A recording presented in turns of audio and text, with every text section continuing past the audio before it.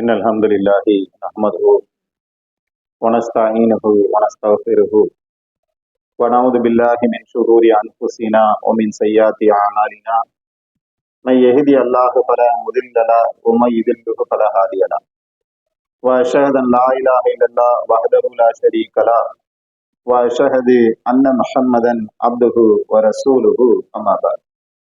அளவற்ற அருளாளனும் நிகரற்ற பேரன்புடையனுமாகிய எல்லாம் அல்ல அல்லாஹுவை போற்றி புகழ்ந்தவனாக ஆரம்பம் செய்கின்றேன். அன்பார்ந்த சகோதரர்களே, மனிதர்களுடைய கேரக்டர்களை பொறுத்தவரையில குணாதிசயங்களை நாம் பல வகைகளாக பிரித்து பார்க்க முடியும். ஒரு சில மனிதர்களை எடுத்துக்கொண்டால் அவர்கள் ரொம்ப பொறுமையாக ஒரு விஷயத்தை கையாளக்கூடியவர்களாக இருப்பார்கள். இன்னும் சிலரை எடுத்துக்கொண்டால் எடுத்ததற்கெல்லாம் கோபப்படக்கூடியவர்களாக இருப்பார்கள். இன்னும் சிலரை எடுத்துக்கொண்டால் அவங்க லேசில கோபப்பட மாட்டாங்க, ஆனா ஒரு கட்டத்துக்கு மீறி அவர்கள் எரிமலை போல வெடித்து சிதறி விடுவார்கள். அந்த கோபம் எடுத்ததுக்கெல்லாம் ஒருத்தர் கோபப்படுறாரு பாருங்க, அதை விட ரொம்ப கொடுமையான கடுமையான கோபமாக சிலரிடத்திலிருந்து வெளிப்பட்டு விடும். இப்படி மனிதர்களை எடுத்துக்கொண்டால் அவர்களுடைய செயல்பாடுகளை பொறுத்து நாம 3 வகையாக பிரிக்க முடிகின்றது.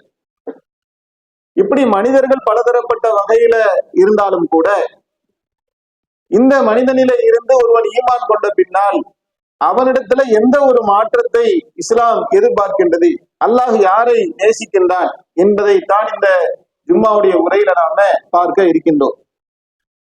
அன்பார்ந்த சகோதரர்களே, பொறுமைக்கு என்று ஒரு மிகப்பெரிய ஒரு பெருமதிப்பு இருப்பதை நாம் எல்லோருமே விளங்கி வச்சிருக்கிறோம்.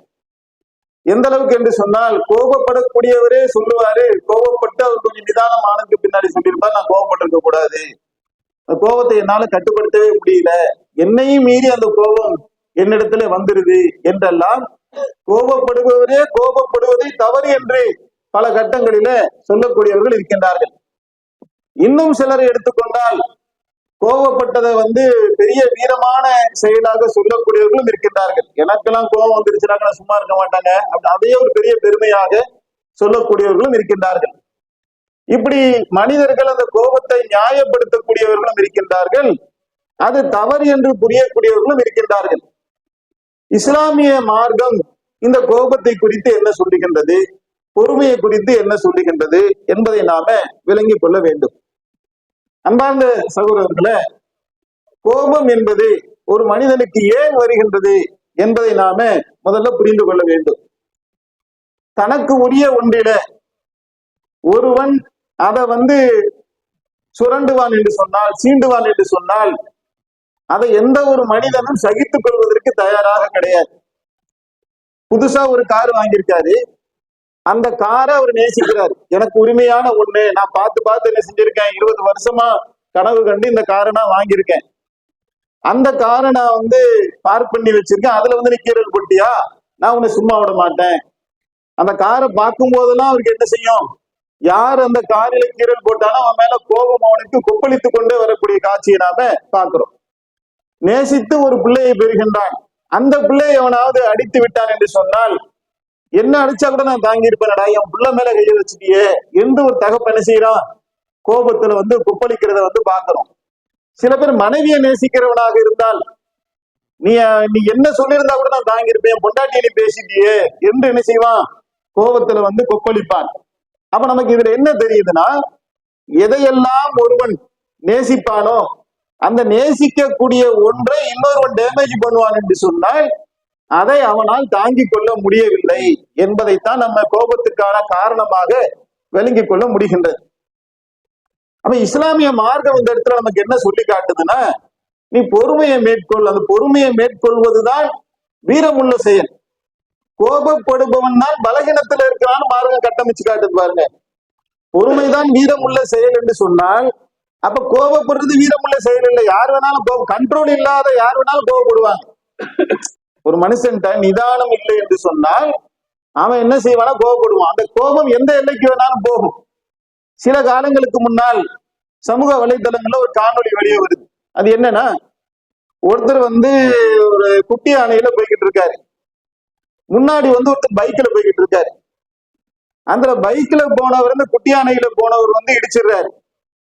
முன்னாடி இருக்கக்கூடிய அந்த பைக்காரன் வந்து, உங்களுக்கு தெரியல சென்னையில வந்து எப்படி பேசுவாங்கன்னு, ஒரு கெட்ட வார்த்தையை சொல்லி இவர் திட்டுறாரு. இந்த குட்டி யானையில போனவர் என்ன செய்யறாருன்னா, கீழே விட்டு இறங்கி பின்னாடி பக்கம் போறாரு. இதெல்லாம் நடக்கிறதுலாம் பிராக்சர் ஆஃப் செகண்ட். ஒரு கத்தி எடுக்கிறாரு உள்ள இருந்து, நேரம் வந்து குத்துறாரு. மொத்தமே நீங்க பாத்தீங்கன்னா ஒரு நிமிடத்துக்குள்ள கதை முடிஞ்சு போச்சு. ஒரு நிமிடத்துக்குள்ள நான் கொலை செய்வேன் என்று இவன் கற்பனை செய்து பார்த்திருப்பாரா? இல்ல. ஏன் கொலை செய்யற அளவுக்கு ஏன் போனாரு? திட்டுனவன் இவருடைய தாயை குறித்தோ அல்லது இவர் ரொம்ப அவமானகரமாகவோ திட்டி இருக்கின்றான் என்று சொன்னால், என்ன இந்த வார்த்தை சொல்லிட்டு அவன் சும்மா ஒண்ணு சாவடிக்கிற மாதிரி ஆயுதமும் கரெக்டா வச்சிருக்கிறான், கரெக்டா என்ன செய்யறான். அவன் வந்து கொலைகாரன் கிடையாது, ப்ரொபஷனலா கூலிக்கு மாரடிச்சு கொலை செய்வாங்கல்ல, அந்த கொலைகாரன் கிடையாது. அவன் யாரு அப்படின்னு சொன்னா, ஒரு ஒரு வண்டி ஓட்டக்கூடிய ஓட்டுநர், நார்மலா நம்மள மாறி இருக்கக்கூடிய ஒரு மனிதர். ஆனால் அந்த இடத்துல வந்த கோபம் கொலை வரைக்கும் கொண்டு போய் சேர்க்குதா இல்லையா? இன்னொருத்தர் என்ன செய்யறாரு, தலையை வந்து அறுத்து கொண்டு வந்து ஸ்டேஷன்ல இன்ஸ்பெக்டர் டேபிள்ல கொண்டு வந்து வைக்கிறார். எல்லாம் ஸ்டேஷனே அலறி அடிச்சு ஓடுது. பரபரப்பு செய்தியா இருந்தது ஒரு 2 வருஷங்களுக்கு முன்னாடி. தலைனா என்ன தலை, முடியோட என்ன செய்யுதுன்னா பிடிச்சிட்டு வந்து வச்சா அது உண்மை. இப்பெல்லாம் அந்த பிராங்க் எல்லாம் பண்றாங்கல்ல, அப்ப பிராங்க் எல்லாம் இல்லாத காலகட்டம். இப்ப கொண்டு வந்து வச்சா கூட இந்த பிராங்கன் கூட கொஞ்சம் யோசிப்பான் போல. அந்த காலகட்டத்துல எப்படி இருந்திருக்கும், பதறி போய் என்னடா இவன் வந்து சைக்கோவா இல்ல பைத்தியமா என்னன்னு சொல்லி விசாரிச்சா, மனைவியோடைய நடத்தையில என்ன செஞ்சிருக்கான், ஒரு சந்தேகப்பட்டு, அதுவும் மனைவி ஒரு 20 வயசு 22 வயசு சந்தேகப்பட்டா பரவாயில்ல, அந்த பொம்பளைக்கு 58 வயசு. 58 வயசு 58 வயசுனா ஒரு 40 வருஷம் 30 வருஷம் வாழ்ந்திருப்பான்ல. 30 வருஷமா வராத சந்தேகம் எப்ப வந்திருக்கு அவனுக்கு? கிழவிக்கு 58 வயசுக்கு அந்த முடிய நரைச்சு முடியுதான் அந்த தலைமையில இருக்குது.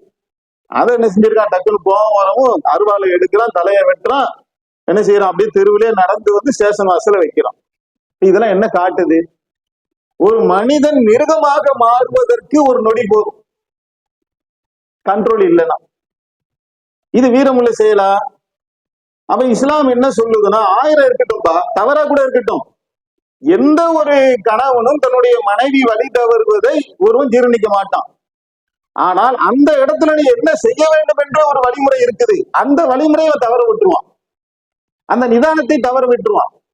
ஒருவன் தரக்குறைவாக விமர்சனம் செய்தால் அதுக்கு என்ன செய்யணுங்கிறதுக்கு ஒரு வரைமுறை இருக்கு, நாட்டுடைய சட்டத்திலையும் இருக்குது, மார்க்கப்படியும் இருக்கின்றது. மார்க்கம் பாருங்க, இதுக்கு ஒரு வடிகால கொடுக்குது பார்த்தீங்களா? பாதிக்கப்பட்டவனுக்கு அவன் வந்து மீண்டும் அதே வார்த்தை சொல்றதுக்கு அவனுக்கு அனுமதி இருக்குது பாருங்க. மன்னிச்சு விடுறது சிறந்தது. ஆனா எல்லாருக்கும் அது சாத்தியமா? மனிதனுடைய பலகீனத்தை உணர்ந்த அல்லாஹ் என்ன செய்யறான், அவன் அடிச்சானாக்க நீ அடிக்கிறதுக்கு ஒரு அனுமதி கொடுக்குறோம்பா, போப்பா, ஏன்னா நீ நான் தானே பலகீனத்துல படைச்சிருக்கேன், ஆனால் பொறுமையா இருக்கிறது சிறந்தது. ஆனால் என்ன செய்யறான், அந்த வரம்பையும் மீறி கொலை செய்யற அளவுக்கு தலையை வெட்டுற அளவுக்கு அவன் போகின்றான் என்று சொன்னால், அப்ப இதுக்கு என்ன காரணம், நம்ம கண்ட்ரோல் இல்லாம அன்கண்ட்ரோல்டா ஆயிட்டான்னு அர்த்தம். அப்ப பொறுமைங்கிறது ரொம்ப ரொம்ப ஒரு முக்கியமான ஒரு பெரும் பாக்கியமாக நாம எல்லாருமே உணர்ந்து வச்சிருக்கிறோம். அந்த பொறுமையை பத்தி இஸ்லாம் வந்து என்ன சொல்லுகின்றது, அல்லாஹ் குர்ஆன்ல சொல்லி காட்டும். 2வது அத்தியாயத்துடைய 45வது வசனத்துல, வஸ்தஈனு பிஸ்ஸப்ரி வஸ்ஸலா இன்னஹா லகபீரத்துன் இல்லா அலல் ஹாஷியின், பொறுமையை கொண்டும் தொழுகையை கொண்டும் அல்லாஹ்விடத்துல உதவி தேடுங்க. அல்லாஹ்ட்ட போய் ஒரு உதவி கேட்கிறோம்னு சொன்னா, கேட்கிறவர்களுக்கு ஒரு தகுதி இருக்கு, கொடுக்கக்கூடியவன் தகுதி உடையவனாக இருக்கிறான், ஆல்ரெடி அவன் வல்லலாக இருக்கிறான், அவன் வஹாபாக இருக்கிறான், அவன் வாரிதான் வழங்கக்கூடியவன். ஆனால் நீ கேட்க வரல, உன்கிட்ட ஒரு தகுதி இருக்கணும். என்ன தகுதி? தொழுகையை கொண்டும் பொறுமையை கொண்டும் நீ உதவி தேட வேண்டும் அப்படின்னு அல்லாஹ் சொல்றான். சொல்லிட்டு அந்த பொறுமை யாருக்கு சாத்தியம் தெரியுமா? இன்னஹா, அந்த பணி உடையவர்களை தவிர மற்றவர்களுக்கு இது பாரமாக இருக்கும். அப்போ ஒருவனிடத்துல பணிவு இருந்தால்தான் அந்த பொறுமை சாத்தியம். பணிவு இல்லை என்று சொன்னால் அவனால் நிதானத்திலே இருக்க இயலவே இயலாது. பணிவு என்று சொல்லக்கூடிய பாக்கியத்தை பெற்றவர்கள் நீங்க பார்க்கலாம், வாழ்க்கையில கடும் கோபம் ஏற்படுத்தக்கூடிய ஒரு சூழல் வந்தாலும் அதை ரொம்ப நிதானமாக இருந்து உறுதியாக இருந்து அவர்களுடைய அசைவுகளில சுத்தி இருக்கிறவங்க எல்லாம் என்ன செய்வாங்கனாக்கா கவனிப்பாங்க. எடுத்ததற்கெல்லாம் கோபப்பட மாட்டாங்க. கோபம் ஏற்படுத்தக்கூடிய 1000 செயல்கள் இருக்கலாம். ஆனால் அவர்களுக்கென்று ஒரு கோபம் வந்தது என்று சொன்னால் அந்த கோபம் அல்லாஹ்வுக்காக இருக்கும். உமர் ரலியல்லாஹு தஆலா அவர்களையும் அபூபக்கர் ரலியல்லாஹு தஆலா அவர்களையும் நீங்க வரலாறுல பாருங்க. யாரையும் உயர்த்தி யாரையும் தாழ்த்தி சொல்ல வேண்டிய அவசியம் இங்கு இல்லை. ஆனால் நீங்க நம்ம பெற வேண்டிய பாடங்கள் அதுல நிறைய இருக்குது. ஒரு கட்டம் வருது, அல்லாஹ்வுடைய தூதருடைய மரணத்துக்கு பின்னால் அபூபக்கர் அவர்கள் ஆட்சி பொறுப்பை ஏற்கின்றார்கள். ஒரு கூட்டம் நான் ஜக்காத்து தர மாட்டேன் என்று மறுக்குகின்றார்கள். அப்ப அபூபக்கர் அவர்கள் நிதானத்துக்கு பேர் போனவர்கள். உமர் ரலியல்லாஹு தஆலா அவர்கள் கொஞ்சம் வீரமாக ஒரு விஷயத்தை ஹார்டா டக்குன்னு என்ன செய்வாங்க, எடுத்து சொல்லக்கூடிய அளவுக்கு ஒரு வீரமாக பார்க்கப்பட்டவர்கள். இப்படி ஜக்காத் தரமாட்டேன் என்று சொல்லக்கூடிய ஒரு சூழல்ல உமர் அவர்கள் என்ன முடிவெடுக்கிறாங்க, அபூபக்கர் ரலியல்லாஹு தஆலா அவர்கள் என்ன முடிவெடுக்கிறாங்க, தொழுகையும் ஜக்காத்தையும் யார் பிரித்து பார்ப்பனோ அவர்களோட நான் போரிடுவேன்ட்டாங்க. படையை ரெடி பண்ணிட்டாங்க அபூபக்கர் ரலியல்லாஹு தஆலா அவர்கள். அல்லாஹ்வுடைய மார்க்கத்துல நீ கை வைப்ப என்று சொன்னால் உன்னை நான் விட்டு வைக்க மாட்டேன். உமர் அவர்கள் என்ன செய்யறாங்க, செய்யணுமா யோசிக்கிறாங்க. அபூபக்கர் அவர்கள் டக்குன்னு அடிக்கிறாங்க. அப்ப பணிவா இருக்கிறவங்க எல்லாம் கோலத்தனம் கிடையாது. பொறுமையா இருக்கிறவர்களை பார்த்து என்ன செஞ்சிருவாங்க, உலகத்துல கோல பையங்க அப்படின்றாங்க. கோலைத்தனம் கிடையாது, அவங்க நிதானமா இருக்கிறாங்க. அந்த உள்ளுக்குள்ள அந்த நிதானத்தை எல்லாத்தையும் கணக்கு என்ன செய்வாங்க, உள்ளுக்குள்ள கூட்டல் கழித்தல் கணக்கெல்லாம் போடுவாங்க. எல்லாம் பார்த்து இதுல இறை பொருத்தம் இருக்கின்றதா, இறை திருப்தி நாடுபடுகின்றதா, இது நம்ம அல்லாஹ்வுக்காக செய்யறோமா, நம்ம கோபத்துக்காக செய்யறோமா என்று எல்லாவற்றையும் என்ன செய்வாங்க, நிதானித்து அவர்கள் களத்தில இறங்குவார்கள். அப்ப பொறுமை என்பது பணி உடையவர்களுக்குத்தான் சாத்தியம் என்று அல்லாஹ் நமக்கு சொல்லக்கூடிய காட்சியை நாம பார்க்கிறோம். அப்ப ஈமான் கொண்டு விட்டேன் என்று சொன்னால் அல்லாஹ் நம்மை சோதிப்பேன் என்று சொல்றான, எதுல அந்த சோதனை வரும்? பொறுமையாளர்கள் பணிவு இருப்பவர்களுக்கு தான் பொறுமை சாத்தியம். அப்போ பொறுமையாக நீ இருக்கிறாயா இல்லையா என்பதை சோதிப்பதற்காகத்தான் அந்த சோதனையை அல்லாஹ் கொடுக்குறான். ஒரு சோதனை அல்லாஹ்ட்ட வருது இல்லைங்க, அந்த சோதனையில பொறுமையா இருந்துட்டாருன்னா அவர் அல்லாஹ்வை நம்பி இருக்கின்றார், மறுமையை நம்பி இருக்கின்றார், அவர்கிட்ட பணிவு இருக்கு, அல்லாஹ்வுக்கு ஒரு பணிந்து விட்டார். பணிவு இருக்குன்னா யாருக்கு பணிவு? அந்த பணிவு பொண்டாட்டிக்கு பணிஞ்சு கிடையாது, ஊர் உலகத்துக்கு பணிஞ்சு கிடையாது, அவர் அல்லாஹ்வுக்கு பணிந்து விட்டார். நீ எஜமானன், நான் அடிமை என்பதை ஏற்று சரணாகதி அடைகிறார். அதான் உயர்ந்த தன்மை. அப்படி என்னுடைய கட்டளைக்கு நீ பணிகின்றாயா என்று அல்லாஹ் என்ன செய்யறான், பல சோதனைகளை கொடுப்பான். அல்லாஹ் சொல்லி காட்டான் 2வது அத்தியாயத்துடைய 155வது வசனத்துல, உங்களை ஓரளவு பயத்தை கொண்டும் பசியை கொண்டும் செல்வங்கள் உயிர்கள் மற்றும் விளைச்சல்கள் ஆகியவற்றை குறைத்தும் நாம் சோதிப்போம், பொறுமையாளர்களுக்கு நற்செய்தி கூறுகிறார். இதெல்லாம் அவங்ககிட்ட வரும். பல வகையான பிள்ளையை கொண்டே அவங்க சோதிப்போம். எந்த புள்ள வேணும் என்று நீ தவம் கிடந்து பெற்றாயோ அந்த பிள்ளையை கொண்டு நான் உன்னை சோதிப்பேன். எந்த வியாபாரத்தை நேசித்து நீ ஒரு கடையை டெவலப் பண்ணி நீ வளர்த்திருக்கிற அந்த கடையை வச்சு நான் உன்னை சோதிப்பேன்.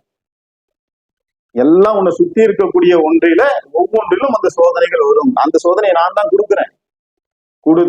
கொடுக்கக்கூடிய நேரத்துல, அந்த சோதனை வரக்கூடிய நேரத்துல, இது அல்லாஹ்வுடைய புறத்திலிருந்துதான் இந்த சோதனை எனக்கு வந்திருக்கின்றது என்பதை விளங்கி கொண்டு ஒரு பொறுமையா இருக்கார்ல, அதுக்கு பேர் கையாளாகத்தனமா? யாக்கூப் அலைஹிஸ்ஸலாம் அவர்கள் பெத்த புள்ளைய, அந்த புள்ள யாக்கூப் அலைஹிஸ்ஸலாம் அவர்கள்ட்ட சொல்லுது, அத்தா 11 நட்சத்திரங்களும் சூரியனும் சந்திரனும் எனக்கு சைதா செய்வதை போல் நான் கனவு கண்டேன் என்று சொல்லும் போதே இந்த பிள்ளைய பத்தி ஒரு பிரைட்னஸ் யாக்கூப் அலைஹிஸ்ஸலாம் அவர்களுக்கு தெரியுது. யார்ட்டையும் சொல்லாதப்பா, இவர் ஒரு தாய்க்கு பிறந்த பிள்ளை, புன்யாமீனும் யூசுப் அலைஹிஸ்ஸலாம் அவர்களும் அவர்கள்லாம் இன்னொரு தாய்க்கு பிறந்தவங்க. 2 பேருக்கு இடையில ஒரு பொறாமை உணர்வு வந்திருக்குன்றதுக்காக யாக்கூப் அலைஹிஸ்ஸலாம் அவர்கள் சொல்றாங்க, அந்த பிள்ளை எவ்வளவு நேசிச்சிருப்பாங்க. அந்த பிள்ளையை தூக்கிட்டு போய் என்ன செய்யறானுங்க, நரி அடிச்சிருச்சு, கதை பேசி காட்டு விலங்கு அடித்து விட்டது என்று பலவித நாடகங்களை நடத்தி அத்தாட்ட அழுது புலம்புவதை போல பல வேஷங்களை போடுகின்றார்கள். தகப்பனாக இருந்து நீங்க அவரிடத்துல யோசிச்சு பாருங்க, எவ்வளவு நெருக்கடியான மனநிலையை யாக்கூப் அலைஹிஸ்ஸலாம் அவர்கள் அடைந்திருப்பார்கள். கோழைத்தனமாக ஆகிவிட்டார்களா? கையாலாகாத தனத்தை அடைந்து விட்டார் என்ற அர்த்தமா? அழகிய பொறுமையை நான் மேற்கொள்றேன், அல்லாஹ் இடத்துல என்ன செய்யறேன், இந்த போய் நான் பொறுப்பை வந்து ஒப்படைக்கிறேன் என்று அந்த பொறுமையா இருந்தாங்க பாருங்க. அந்த பொறுமைக்கு பரிசாகத்தான் அல்லாஹ் என்ன செய்யறான், யூசுப் அலைஹிஸ்ஸலாம் அவர்களை கொண்டு வந்து சேர்க்கான். கவலை, கஷ்டம், துன்பம் எது வந்தாலும் அசந்து விடாத ஒரு பொறுமை. பின்னாடி நினைச்சு தவறை செய்தவர்களும் அதை திருந்தி கொல்லப்பட்டதாக அவர்கள் சொன்ன கதையையும் தாண்டி அல்லாஹ் அந்த பிள்ளையை கொண்டு வந்து சேர்த்தானே, இது அழகிய பொறுமைக்கு கிடைத்த பரிசா இல்லையா? இதைத்தான் என்னை ஆயிஷா ரலியல்லாஹு அவர்களும் சொன்னார்கள்.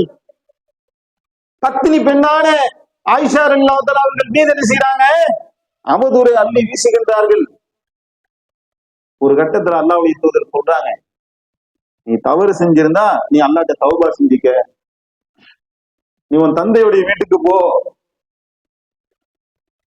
ஆயிஷா ரலியல்லாஹுடைய பணி பெண்ணிடத்துல ரசூலா வந்து விசாரிக்கிறாங்க. ஆயிஷா வந்து என்ன எப்படின்னு கேட்கும் போது அவரிடத்துல நான் எதையுமே நான் காண, மாவை குலைச்சு வைப்பாங்க, ஆடு வந்து சாப்பிட்டு போயிடும், இதை தவிர நான் எந்த ஒன்றையுமே காணலன்னு சொல்றேன். அப்படின்னா என்ன அர்த்தம்? நபிகள் நாயகம் ஸல்லல்லாஹு அலைஹி வஸல்லம் அவருடைய உள்ளத்திலேயே சலனத்தை ஏற்படுத்தக்கூடிய ஒரு பெரும் சம்பவமாக அது மாறிவிட்டது. அப்ப ஆயிஷா ரலியல்லாஹு அவர்கள் என்ன சொன்னார்கள், அழகிய பொறுமையை நான் யாக்கூப் எதை சொன்னாரோ அந்த அழகிய பொறுமையை நான் மேற்கொள்கின்றேன் என்று சொன்னார்கள். பொறுமை அல்லாஹ் இருக்கான், அல்லாஹ் எனக்கு நீதி கொடுப்பான். ஒண்ணு செய்ய முடியலங்க, நிரூபிக்க முடிஞ்சா என்ன செஞ்சிருப்பாங்க, சிசிடிவி கேமரா எடுக்கடா போட்டு பாருன்னு சொல்லியிருப்பாங்க. சொல்லுவாங்களா இல்லையா? யாரு நீ என்னை பத்தி நீ என்ன சொல்லுகின்ற என்று என்ன செய்யிருப்பாங்க, அல்லாஹ்வுடைய தூதரை விட்டுருப்பாங்களா? ஒருவன் தனக்கு வந்து ஒரு பெரிய சோதனை வந்து தன்னுடைய மானத்தின் மீதோ மரியாதையின் மீதோ கண்ணியத்தின் மீதோ அவதூறை தூக்கி சுமத்தப்படுகின்ற நேரத்தில் அதை ஒருவன் தாங்கிக் கொண்டு இருக்க வேண்டும் என்ற அவசியம் இல்லை. அதை நிரூபிக்க வேண்டிய கடமையும் பொறுப்பும் அவனுக்கு இருக்கின்றது. அதனால்தான் அல்லாஹ்வுடைய தூதரை கடந்து போன 2 பேர் போகக்கூடிய நேரத்துல கூப்பிட்டு சொன்னாங்க, இதனுடைய மனைவி சபியா என்று நிரூபிக்கிறாங்க பாருங்க. நீ பாட்டுக்கு என்ன ஒண்ணு கிடக்க ஒண்ணு நினைச்சிட கூடாது என்பதற்காக நிரூபிக்கின்றார்கள் என்று சொன்னால் நிரூபிக்க வேண்டிய கடமையும் பொறுப்பும் எனக்கு இருக்கின்றது. ஆனால் அல்லாஹ்வை தவிர எனக்கு நிரூபிக்க எதுவுமே இல்லை. பொறுமையாக இருப்பதை தவிர வழியும் இல்லை. அது யாக்கூப் அலைஹிஸ்ஸலாம் அவர்களை போன்றோ ஆயிஷா ரலியல்லாஹு அவர்களை போன்றோ ஏதோ நீ செஞ்சிருக்கன்னு தெரியுதுப்பா, ஆனா என்னன்னு எனக்கு தெரியல, என் மகனை நீ கொண்டு போய் நீங்கள் தான் கொலை செய்து விட்டீர்கள் என்று சொல்வதற்கும் எனக்கு ஆதாரம் இல்லை. ஆனால் காட்டு விலங்கு அடித்து விட்டது என்று நீங்கள் சொல்லுகின்றீர்களே, அதையும் என்னால் நம்ப முடியவில்லை. இப்படியும் இல்லாமல் அப்படியும் இல்லாமல் என்னை நிர்கதிக்கு ஆளாகி விட்டீர்களே, உங்களையும் தண்டிக்க முடியாது, அவனை இழந்து நான் நாடுகின்றேன். அப்ப நான் என்ன செய்யறது, என் கைகள் கட்டப்பட்டு விட்டது, நான் பொறுமையா இருக்கு. ரொம்ப பெரிய விஷயங்க. கோபப்படக்கூடியவன் என்ன வேணாலும் செஞ்சுக்கலாம். அவன் காலி கரண்டியை வச்சிருக்கான், எப்படி வேணா அந்த கரண்டியை ஆட்டிக்கலாம். பொறுமையாக இருக்கவன் என்ன கரண்டியை வச்சிருக்கிற மாதிரி எதுவுமே பண்ண முடியும். அந்த பொறுமையை நீ எனக்காக மேற்கொள்றாயா அப்படிங்கறத அல்லாஹ் பார்ப்போம். அல்லாஹ்ட்ட மீண்டு அல்லாஹ்ட்ட ஒப்படைச்சு, இறைவா நீயே சாட்சியாளனாக இருக்க, உன்கிட்ட நான் ஒப்படைச்சிட்டேன் அப்படி நாம் சொல்ல தயார் என்று சொன்னால், அந்த பொறுமையாளர்களோட அல்லாஹ் சொல்றான், உங்களோட நான் இருக்கம்பா, உலகமே உனக்கு எதிராக திரண்டு நிற்கட்டும், உன் மீது அவதூறு சொல்லட்டும், உன் பொருளாதாரத்தை எடுத்திருக்கட்டும், உனக்கு என்ன பிரச்சனை வேணாலும் வரட்டும், உனக்கு நான் சக்தியை கொடுக்கல, சக்தி கொடுத்திருந்தா நீ ஏன் அதுக்கு எதிர்வினை ஆற்ற நான் கேள்வி கேட்பேன். உனக்கு நான் சக்தியும் கொடுக்காமல் உன்னை நிராதய பாணியாக நான் ஆக்கிவிட்டேன். இப்ப உனக்கு ஒரே சாட்சியாரு நான் மட்டும்தான், நீ என்னை நம்புறதை தவிர உனக்கு வழியே இல்லை, என்னை நம்பு, நான் உனக்கு என்ன செய்யறேன், கிளீன் பண்ணி தரேங்கிறான். பொறுமைங்கிறது சாதாரண விஷயம், நம்பிக்கையோடு கொண்டு போய் இணைக்கக்கூடிய விஷயங்கள். ஒரு மனிதனுடைய உள்ளத்துல ஈமான் இருக்கின்றதா இல்லையா என்பதை சீர்தூக்கி பார்க்கக்கூடிய இடம் பொறுமை என்பது. அன்பார்ந்த சகோதரர்களே, நம்மிடத்துல பொறுமை இல்லாமல் அடிக்கடி கோபம் வருகின்றது என்று சொன்னால் நம்ம யோசிக்கணும், நம்ம கிட்ட ஏதோ கோளாறு இருக்குதோ, ஏன் அடிக்கடி கோபம் போடுறோம்? அல்லாஹ் கொடுத்ததை எது நம்ம ஏற்க மறுக்கிறோமோ, அல்லாஹ் விதிச்ச ஒன்று நம்ம ஏற்க மறுக்கிறோமோ, இந்த கோபத்துக்கு பின்னால் என்ன இருக்கின்றது என்பதை நாம் கவனிக்க வேண்டிய ஒரு முக்கியமான தருணத்துல நாம இருக்கின்றோம் என்பதை விளங்கி கொண்டு, பொறுமை என்பது அல்லாஹ் நமக்கு கொடுத்திருக்கக்கூடிய மிகப்பெரிய ஒரு பாக்கியம். அது பணிவுடையவர்களுக்குத்தான் கிடைக்கும். அந்த பணிவுடையவர்களாக வாழ்ந்து பொறுமையாக மரணிக்கக்கூடிய நற்பாகியத்தை அல்லாஹ் நம் அனைவருக்கும் தந்துடுவானார்.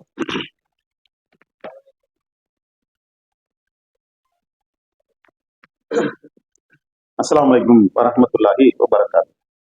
பொறுமையா இருக்கணுங்கிற பயானம் பொறுமையா நம்ம பல காலங்கள் கேட்டுக்கிட்டே தான் வரோம். ஆனா எல்லாராலையும் பொறுமையா இருக்க முடியுதா? பேசுற என்னால இருந்தாலும் சரி, கேட்கிற உங்களால இருந்தாலும் சரி, 1:30 மணிக்கு பயானம் முடிக்கணும். நம்ம பாட்டுக்கு பேச தெரியுன்றது 1:45 மணி, 2 மணி, 2:30 மணி, பொறுமை என்ன ஆகும்? பொறுமையோட இருப்போமா? இருக்க மாட்டோம். நம்ம இங்க பேசிக்கிட்டே இருக்கோம், கீழே 4 பேர் பேசிக்கிட்டே இருக்கிறாங்க. பேசுறவங்களுக்கு பொறுமை இருக்குமா? இருக்காது. பொறுமையாக இருக்க வேண்டும் என்பதெல்லாம் உபதேசமாக இருந்தாலும் அந்த உபதேசத்தை உள்வாங்குவதற்கு ஒரு தன்மை வேண்டும். அதுதான் புரிதல் என்பது.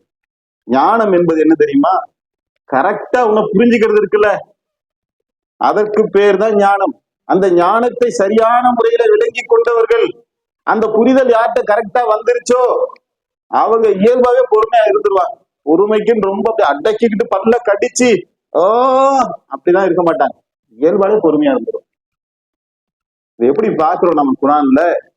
அல்லாஹ் மூசா அலைஹிஸ்ஸலாம் அவருடைய ஹில்ர் அலைஹிஸ்ஸலாம் அவங்கள்ட்ட அனுப்புறான். அவர்கிட்ட ஒரு மேட்டர் இருக்குன்னு இப்ப கத்துக்கிட்டு வான்னு அல்லாஹ் அனுப்பிச்சு விட்டுறான். போறாங்க. போறும் போதே பல பஞ்சாயத்து. போறது ரொம்ப இலகு மாதிரி போனோமா, டியூஷனுக்கு போனோமா, பாடத்தை படிச்சோமா, வந்தோமா அப்படிலாம் இல்ல. போறதுக்குள்ளேயே பல பஞ்சாயத்து. ஒரு ஆளை கூட்டிட்டு போறாங்க. அவரை கூட்டிட்டு போறதே எதுக்கு? நான் இப்ப மீன் வச்சிருக்கேன், இது எங்க போகுதுன்னு என்கிட்ட பார்த்து சொல்லு. இதை சொல்றதுக்கு தான் அவரு. அப்போ மீனும் போயிருக்கு, அதை அவர் பார்த்து இருக்காரு, சொல்ல வேண்டியதானே? அதை மறந்துட்டாராம். கூட்டு போன ஒரே வேலை அதுதான். அந்த வேலையை அவர் மறந்துட்டாரு. மறந்துட்டு ரொம்ப தூரம் போயிட்டு இன்னொரு இடத்துல உட்காந்து சாப்பிடுறாங்க. உணவு சாப்பிட்டு இருக்கும்போது சொல்றாரு, இதே மாதிரி நம்ம அங்க உட்காந்து சாப்பிட்டோம்ல, அங்க மீன் ஓடிடுச்சுங்கிற.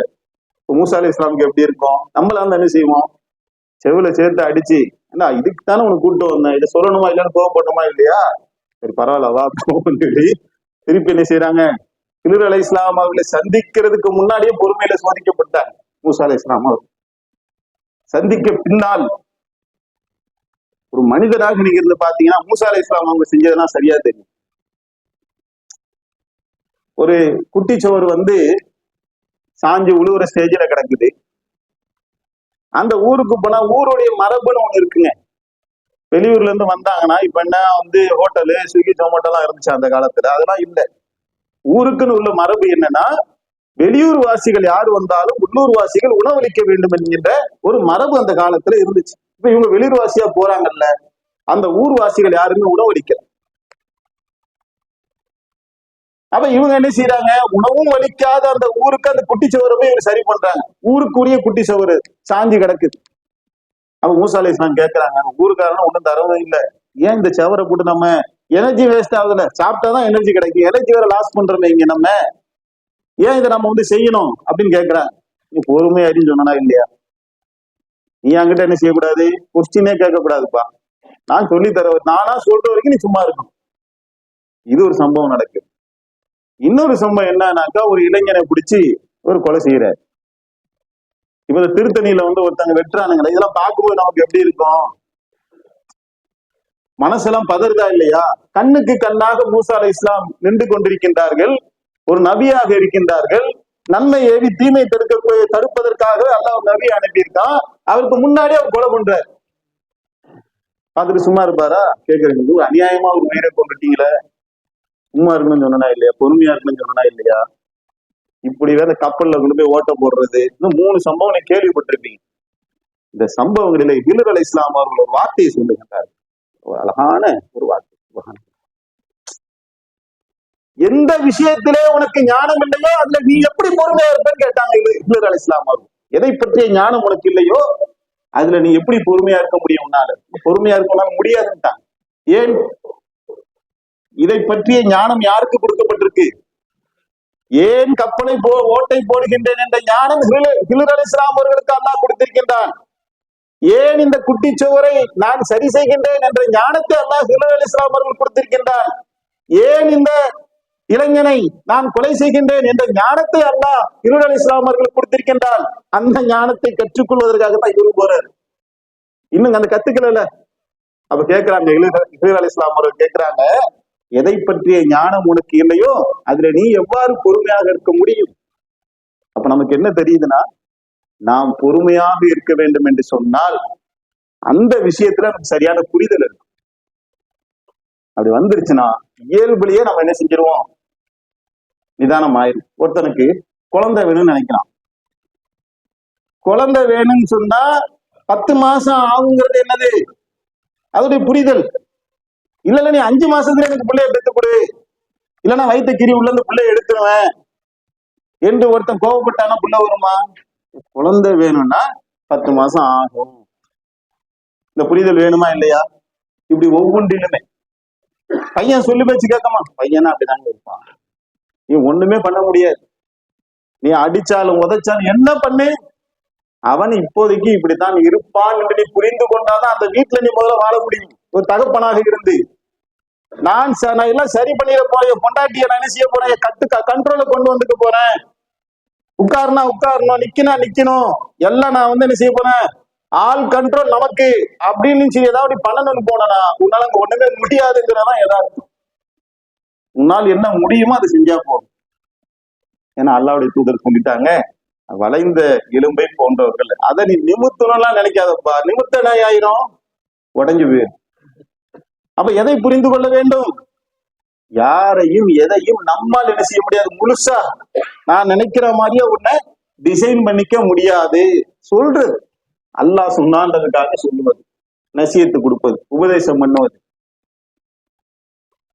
இந்த டைப்ல உன்னை அணுகும் போது அதுல என்ன இருக்கும், நிதானமும் பொறுமையும். அல்லாஹ் நம்ம சொல்றது சொல்லிட்டோம்ல, சொல்றதுக்கு முன்னாடியே பொறுமையா இருந்துடக்கூடாது. அது ரெண்டையுமே பிரிச்சு பிரிச்சு பார்க்கணும். எப்ப பார்த்தாலும் அப்படியே மிச்சர் சாப்பிட்டுக்கிட்டு மண்ணு முட்டை மாதிரி அப்படியே கடந்துக்கிட்டு நான் பொறுமையா இருக்கேன், அந்த பொறுமையை பத்தி பேசல. கையாலாகாத தனத்தை கொண்டு போய் பொறுமையோட முடிச்சு போட்டுறக்கூடாது, கோபத்தை கொண்டு போய் வீரத்தோட முடிச்சு போட்டுறக்கூடாது. எல்லாத்தையுமே பிரிச்சு பிரிச்சு பார்க்கணும். பொறுமைனா என்ன, மார்க்கம் நமக்கு சொன்னவற்றை நான் அங்கே செய்து விட்டனா, செஞ்சுட்டல, உன் வேலை முடிவு வச்சா அமைதியா இருக்கு. இனிமேட்டு அது யாருடைய வேலை, அல்லாஹ்வுடைய. யாக்கூப் அலைஹிஸ்ஸலாம் என்ன செஞ்சாங்க, பார்த்தாங்க, விசாரிச்சாங்க, எப்படிப்பா நடந்துச்சு என்ன இது எல்லாமே கேட்டுக்கிட்டாங்க, அல்லாஹ்ட்ட ஒப்படைச்சிட்டாங்க. அதுக்கப்புறம் புலம்புனாங்களா, பசங்களை ஏதாவது திட்டினா மாதிரி வருதா, பசங்களோட அடிச்சாங்கன்னு வருதா, பசங்களை வீட்டை விட்டு விரட்டினாங்கன்னு வருதா, அழகிய பொறுமை மேற்கொள்ளும். என்னால இப்போதைக்கு வேணா சொல்லிட்டேன், கேட்டேன், எல்லாம் விசாரிச்சுட்டேன், இனிமேட்டு என்னால என்ன செய்ய முடியாது, இதுல ஒண்ணும் செய்ய முடியாது, பொறுமை ஆயிட்டாங்கல்ல, அதுக்கு பேர் தான் பொறுமை. அந்த பொறுமையுடையதாக நாம் மாறிவிட்டோம் என்று சொன்னால் ஒவ்வொரு சின்ன சின்ன விஷயங்களை நம்ம கவனிக்க ஆரம்பிக்கும். இதுல என்ன செய்ய, இதுல என்ன நடக்குது, நிறைய விஷயங்கள் அல்லாஹ்வே நமக்கு கத்து தருவான். நான் ஒன்றை சீர்படுத்த நாடினால்தான் அது சீராகும். நான் ஒன்றில சீராக கூடாது என்று நான் நாடிவிட்டேன் என்று சொன்னால் உன்னால் அதை சீர்படுத்த முடியாது. அல்லாஹ் நபியை பார்த்து சொல்றான், நபியே நீர் நாடியவர்களுக்கு நேர்வழி காட்ட முடியாது, நான் யாருக்கு நேர்வழி கொடுக்கணும் நானோட அவன் தான் நேர்வழி அடையணும். இது என் கையில இருக்கு. இதை விளங்காதவர்கள் மீது நான் வேதனையை இறக்குறேன்றான் அல்லாஹ். அப்ப என்னதான் ஆகணும்? இப்ப சில பேர் செய்வாங்க, தாவா சொல்லும் போது தாவா பண்ணுவாங்க, பேசுவாங்க, அல்லாஹ் பத்தி பேசுவாங்க. அல்லாஹ் எப்படியாப்பட்டவன் தெரியுமா, இந்த உலகம் எப்படி தெரியுமா, உலகம் உருண்டை எப்படி வந்துச்சு, பிக் பேங்னா என்னன்னு தெரியுமா, வானத்துல இருந்து இரும்பு இறக்கியது தெரியுமா, இது தெரியுமா, அது தெரியுமா, நிறைய கேட்டுக்கிட்டே இருப்பாங்க. அவன் கடைசியில எல்லாம் கேட்டுச்சு, அங்க போயிட்டா, யோ நான் இவ்வளவு சொல்லிட்டு இருக்கிறேன், என்னன்னா பைத்தியக்காரன் நினைக்கிறியா அப்படின்னு பேச ஆரம்பிச்சிருவாரு. அவர் உடனே இஸ்லாத்துக்கு வந்துடணுமா, இவர் தாவா பண்ண உடனே தாவா பண்றாரு வாங்கட நம்ம இஸ்லாத்துக்கு போயிருவோம் அப்படின்னு ஒரே கூட்டமா எல்லாரும் வந்துடணும்னு இவர் எதிர்பார்க்கிற. அப்படிலாம் நடக்காதுப்பா. நீ என்னத்த சொன்னாலும் சரி, அவர் எப்படி இருப்பாரு, அவர் இஸ்லாத்தை ஏற்றுக்கொள்ள வேண்டுமா, புரிந்து கொள்ள வேண்டுமா, அது அல்லாஹ்வுடைய கையில இருக்கு. சொல்லிட்டியா, அல்லாஹ்ட்ட ஒப்படைச்சு நீ அமைதியாயிரணும். இப்படி ஒவ்வொன்றில நாம் விளங்குவோம் என்று சொன்னால் நம்ம இடத்துல என்ன செஞ்சிடும், ஒரு நிதானமும் பொறுமையும் நமக்கு வந்துடும். அல்லாஹ்வோடு நம்ம என்ன செய்வோம், அந்த பொறுமையை உதவி கேட்டவர்களாக எல்லாத்தையும் சொல்லிட்டு அல்லாஹ் கடைசியா நமக்கு ஒரு உபதேசத்தை சொல்றான். பொறுமையா இருந்து எந்த அல்லாஹ் நமக்கு உபதேசத்தை சொல்லுகின்றானோ அந்த அல்லாஹ் சொல்றான், பொறுமையை மேற்கொள்வீராக, அல்லாஹ்வின் உதவியை கொண்டே தவிர நீர் பொறுமையாக இருக்க முடியாது. அப்ப பொறுமையாக இருப்பதும் அல்லாஹ்வுடைய உதவியை கொண்டுதான் என்பது நாம் விளங்கி கொண்டு அந்த அல்லாஹ்விடமே பொறுமையை கேட்டு பொறுமையை பெற்று அதன் மூலமாக அல்லாஹ்வுடைய உதவியை பெற்று இந்த உலகத்திலும் மறு உலகத்திலும் வெற்றி பெறத்தக்க நன்மக்களாக அல்லாஹ் நம் அனைவரையும் ஆக்கி அருள் புரிவானாக. வாகிருதுவானா அல்ஹம்துலில்லாஹி ரப்பில் ஆலமீன்.